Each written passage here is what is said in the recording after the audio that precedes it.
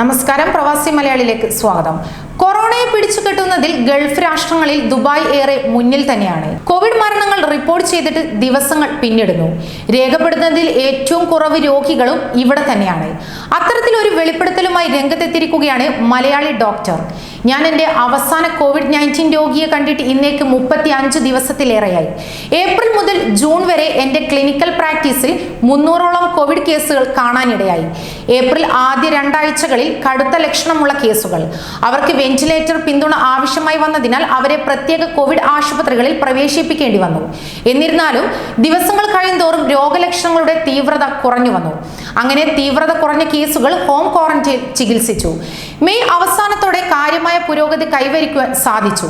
ഒരുപക്ഷെ ഈ മഹാമാരിയെ ദുബായ് എങ്ങനെ നേരിട്ടുവെന്ന് എല്ലാവരും ആശ്ചര്യപ്പെട്ടിട്ടുണ്ടാകാം.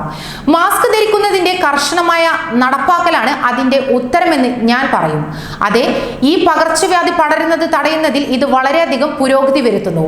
നമ്മൾ ശരിയായി ഒരു മാസ്ക് ധരിക്കുമ്പോൾ അസുഖം ഉണ്ടാകുവാൻ തക്ക തരത്തിലുള്ള വൈറൽ ലോഡ് നമ്മുടെ ശരീരത്തിൽ പ്രവേശിക്കില്ല. മറിച്ച് ഇതൊരു വാക്സിൻ എടുക്കുന്നത് പോലുള്ള വളരെ മിതമായ അണുബാധയ്ക്ക് കാരണമാവുകയും അതുവഴി നമ്മുടെ പ്രതിരോധശേഷി വർദ്ധിക്കുകയും ഒരു വാക്സിൻ എടുത്ത പ്രതീതി ഉണ്ടാവുകയും ചെയ്യുന്നു. മുൻപുള്ള ധാരണയിൽ നിന്ന് വ്യത്യസ്തമായി ഈ വൈറസ് വായുവിലൂടെയാണ് പടരുന്നത്. അതിനാൽ തന്നെ രോഗബാധിതനായ ഒരാൾ ഒരു അടച്ചുമുറിയിൽ പ്രവേശിക്കുമ്പോൾ ആ മുറിയിലെ എല്ലാ ആളുകളെയും വൈറസ് ബാധിക്കും. അവരിൽ രോഗലക്ഷണങ്ങൾ കാണപ്പെടുന്നത് ഓരോരുത്തരുടെയും വ്യക്തിഗത പ്രതിരോധ ശേഷിയെ ആശ്രയിച്ചിരിക്കുന്നു. എന്നാൽ അവിടെയുള്ളവർ മാസ്ക് ശരിയായി ധരിക്കുകയാണെങ്കിൽ അവരിൽ പ്രവേശിക്കുന്ന വൈറൽ ലോഡ് വളരെ കുറവായിരിക്കും.